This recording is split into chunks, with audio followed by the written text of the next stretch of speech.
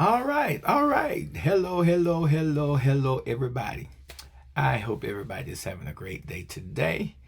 I just want to take a time out and say thank you. Thank you for joining us here on Health Talk. Health Talk is a part of He Cares Training and Education Center, where yours truly, Dr. Corbett, is the program director, and Dr. Deidre Willis is our project manager. We thank you for taking your time out of your busy schedule to join us here today on Health Talk. Today we're going to be talking about stress and depression and the impact or the effect that they have on your overall health as a whole. It's not just a mental thing, but it also affects your heart, your gut. It just affects your whole entire system. And that's what we're going to be presenting to you today. We hope that you find this podcast to be beneficial. And if you do, hey, give us a thumbs up.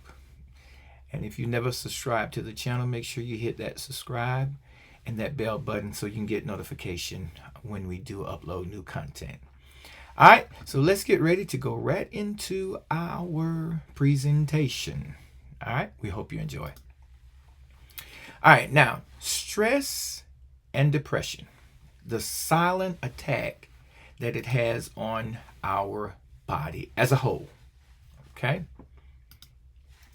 Now, what if I told you that stress and depression could literally change the way your body works, even down to your cells? Now, it's not just in your head, as I said, it's in your heart, it's in your gut, even your immune system. This is the impact that stress has on the entire body. Okay? And ignoring it could be costing you more than you think. So you make sure you want to stick around, because this might just change the way that you take care of yourself. Okay? All right, now let's see. Stress and depression aren't just emotional struggles, they're physical ones. Therefore, they affect the physical body. And science has proved this. In today's podcast or video, we're diving into the real, measurable ways that mental health impacts your body and what you can actually do about it. Okay? Because you get so stressful and burnt out with juggling work, all the stuff you have to do at work. You get one email after another email, one project after another project, and that stress level begins to kick in. You have stress level with making sure you've got enough income to make sure you're able to pay all your bills that are due. And then you also have the family responsibility. Work full time, come home, and you have to take care of the family, cook, clean, do yards, do repairs around the house, all the odds and ends. So that stress and that depression, it just all go hand in hand, and it has an impact on your overall health. Now, before we get started, do me a favor. Please make sure to hit that like button. It really helps this video reach more people who might need to hear this. And I'm also asking that you take a minute and you share it with your family, your loved ones, and your friends. I'm sure you're going to find this information in this presentation to be very valuable. And don't forget, please subscribe to the channel. It costs you nothing to subscribe. Just hit that little subscribe button and then hit that bell so you'll get notification, okay? So you won't ever miss out on any content that we provide here on Health Talk. All right, now let's talk about the brain and body connection, how stress and depression impacts or have an effect on our mind and how it affects the body. All right, when you're stressed or when we become stressed, our body releases a hormone called cortisol. And this cortisol being released is designed to be that fight or flight reaction. and that stress level go up, you're going to either fight or you're going to flee. For an example, if you're walking out in the field and you happen to run upon a snake, that cortisone, that hormone kicks in, and your first instinct is to either find something to kill that snake or either take off and go to running. So that's that fight or flight mechanism that kicks in when those cortisone are released. Now, in short bursts such as that, in that situation or that scenario, that burst of cortisone is just fine. But on the other hand, when your stress becomes chronic, those cortisone level stays high. That's when it's not good. And that's when the damage begins. So that quick burst to get you out of that dangerous or scary situation, that quick burst of cortisone for that fight or flight response, that's fine. But when we are stressful, when we have a lot of stress in our life, chronic stress in our life, it keeps those cortisone levels elevated, and that's not good. Now, research from Harvard Medical School shows that chronic stress actually shrinks the hippocampus, and that's the part of our brain that is responsible for memory and learning. Also, depression can slow down brain cell growth as a whole. So being stressful and being depressed, all those have a body-brain connection equated to it. So we want to deal with those ways of getting rid of the stress and getting rid of the depression. But just stick around. We're going to talk a little bit more about that. Now, stress also has an effect on our heart health and our blood pressure. So if you think that stress only has an effect on your mind, let's think about that again. Let's rethink that. Now, a study published by Lancet found that people that have chronic stress had a 27% higher risk of heart disease. Why?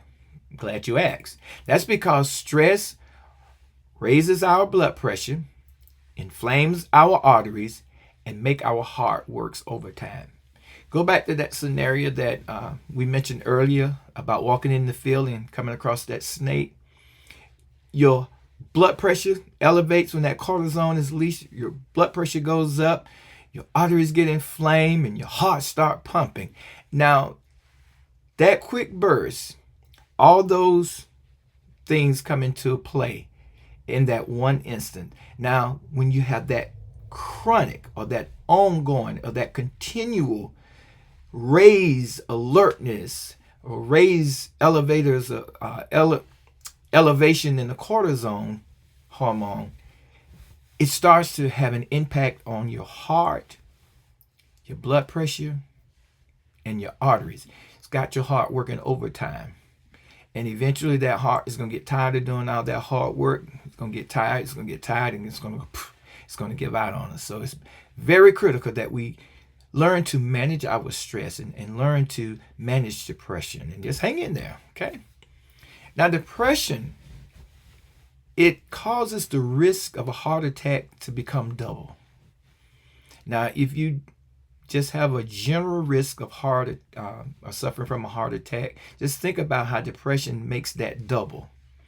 So it puts you in double jeopardy of having a heart attack.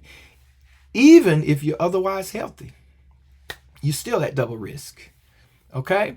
So it's not just a feeling of being sad, it's your body crying out for help, when those stress and depression comes around. Now, we're going to talk about the immune system and inflammation. Now, have you ever noticed that when you're really stressed or feeling down in the dumps, that you get sick more often? That's no coincidence. That's because chronic stress, it suppresses the immune system, which makes it harder for your body to fight off any type of infection. So when you're stressed and depressed, that's why it's easier for you to become sick or sicker, because your immune system has now become compromised because of your elevated level of stress and depression, and it's hard for the body to fight off any type of infection. Now, according to the American Psychological Association, or APA, stress, it increases inflammation. And inflammation is one of the root causes of many of our chronic illnesses and diseases that we suffer from, such as diabetes or any type of autoimmune disease that we have. Stress and depression also has an impact on your gut health, your stomach, your digestive system. It also has an impact on your weight. All right. So when we become stressful and become depressed, it has an effect on our health. Now, the gut and the brain are connected by what we call the vagus nerve. When we become stressed, our digestive system slows down, which causes us to become bloated. We suffer from stuff like constipation, and we even suffer from things like diarrhea. This is when we have that chronic stress going on. We get bloated. We have issues with our digestion slowing down. We have constipation. We suffer from diarrhea. So again, stress doesn't just affect us here mentally, but stress also has an effect on our body systems physically. Now, stress also increases your craving for sugary and fatty types of food. So when we get stressful, some of us get stressful, all we want to do is just binge eat. We just got to eat to kind of divert our mind from the stressful or depressed situation. So we just find ourselves, eating or wanting something sweet, or give me some of that good fatty food. I just got to eat. And stress has caused that. And as a result, we start gaining weight. It also has an impact on insulin resistance, and it causes even more inflammation to occur. So with stress and depression, it just starts a whole whirlwind of an effect on the entire body system. Okay, so what can you do about it? Here's the good news. Reversing the damage that stress and depression cause is possible. Okay? Studies have shown that just 10 minutes of what's called mindfulness, 10 minutes of that a day, can help lower your cortisol levels. Now remember, we said when there's chronic stress and depression, that cortisol level stays at an elevated level. But with this 10 minutes of mindfulness a day, it could help lower those cortisol levels, which can in turn start helping to reverse some of those ill effects that it has on the body as a whole. Also, exercising. Exercising has been proven to boost our mood and to help reduce any type of inflammation. And things such as journaling, that's a type of therapy. Journaling, things like that. Their therapy and social connections play a huge role in improving both our mental and physical health. So in the illustration that you see here, the first one with the lady sitting there, she's meditating or doing mindfulness. In the second one, there's a group of people in the gym working out, doing some little mild exercising. And then the last one is a picture of an individual who's writing in his journal or journaling. All these help to reduce or decrease those cortisol levels and start to bring our heart rate down, begin to help reduce inflammation, help reverse some of those things of bloating, things of that nature. It also help with reducing weight and to lose weight. All right, so my question to you, what's one small change that you're going to make to protect your mental and physical health based on this information that we have presented to you today? Dr. Willis and myself would love to hear what you have to say. So just take a quick moment and leave us a comment. Leave us a comment on one thing, just one small thing that you can make a change to protect your mental and your physical health. Will you please do that for us? Leave us a comment. Dr. Willis and I will read all comments, okay? We'll love to hear from you. We'll love to hear your thoughts. And who knows, that very comment that you might leave, that very comment that you're going to leave for us, please, it just might help someone else too as they're viewing this podcast, this video. That one comment, that one thing that you can make a change about can be beneficial to someone else. Think about that, okay? Just think about that for a moment. And hey, if you found this video helpful, please give us a thumb up. Hit that like button, give us a thumb up. It helps us a lot. It helps the channel to grow and help us to spread more awareness about topics that truly matter. And that's what we're here on Health Talk to do, to provide you with health tips, health information, and health education so that you can make an informed decision regarding your health and well-being, whether it's mental health, physical health, emotional health, spiritual health. That's what we aim to do here on Health Talk. And again, don't forget to subscribe. It doesn't cost you a thing, but it means the world to myself and Dr. Willis, and it helps us to keep bringing you valuable content such as this. Now, for a surprise, don't go away. Don't leave us. We have a surprise for you. We're going to have a brief mindfulness session.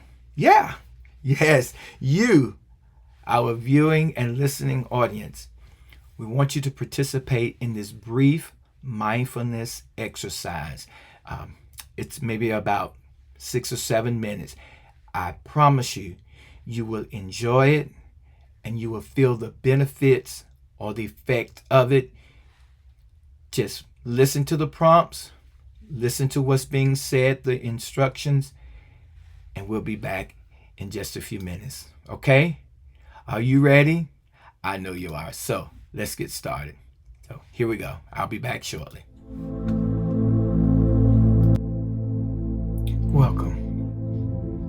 In the next few minutes, we'll explore a simple mindfulness meditation to bring peace and presence to your day. Whether you're seated, lying down, or even taking a mindful break at work, this time is for you. Let's begin by finding a comfortable position. Gently close your eyes or simply soften your gaze. Be sure to keep your eyes closed throughout the entire session. Now, take a moment to notice your body,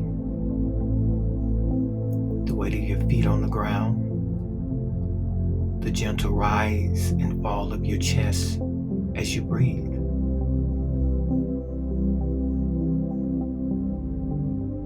Now, take a deep breath in through your nose, slow and steady, and gently exhale through your mouth. Let's do that again.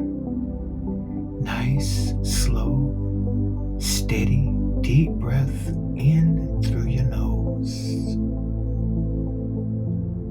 And now let's exhale it through your mouth. Nice and slow.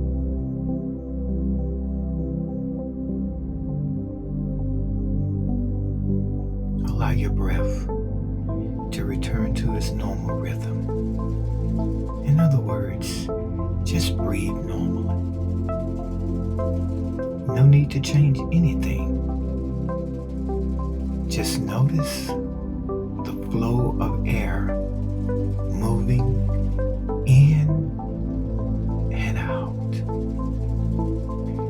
If your mind wanders, that's perfectly normal. Simply notice the thought and gently bring your attention back to your breath. Nice, slow, relax.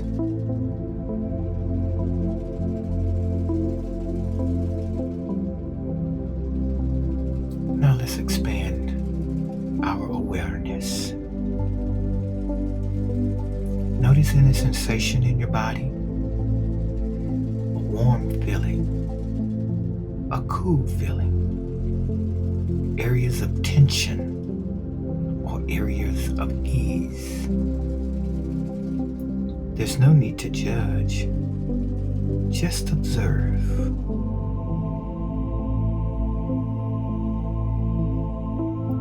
Next, bring your attention to the sounds around you. Perhaps you hear the faint hum of traffic, or maybe birds singing in the distance, or the gentle sound of your own breath. Let each sound come and go, like the waves on the shore.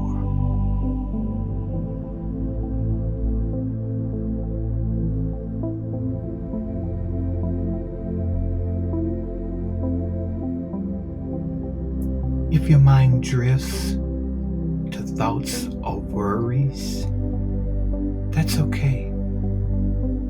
Imagine your thoughts as clouds passing across the sky.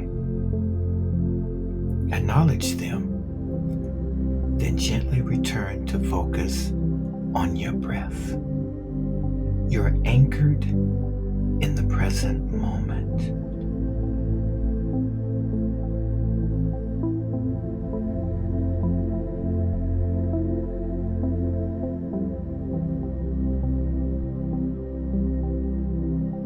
Now, let's take a moment for gratitude. Think of one thing. It could be something big, or it could be something very small. That one thing that brings you joy or comfort. Hold that feeling of gratitude in your heart, like a warm light spreading through your body.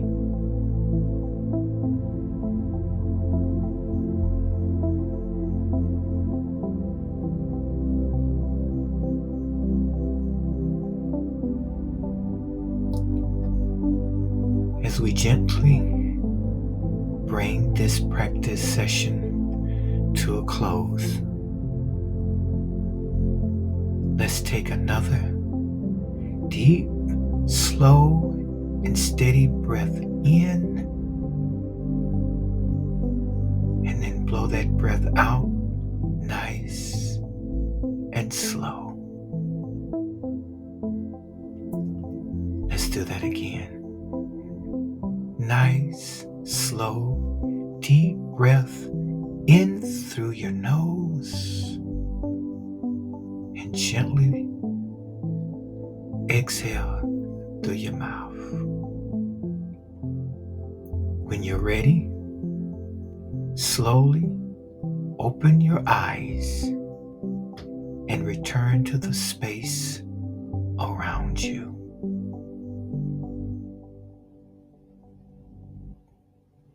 Thank you for taking this time for yourself. Remember, mindfulness is always within reach, one breath, one moment at a time.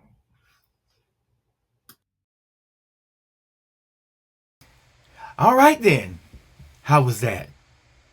I know you enjoyed it. I just know you did.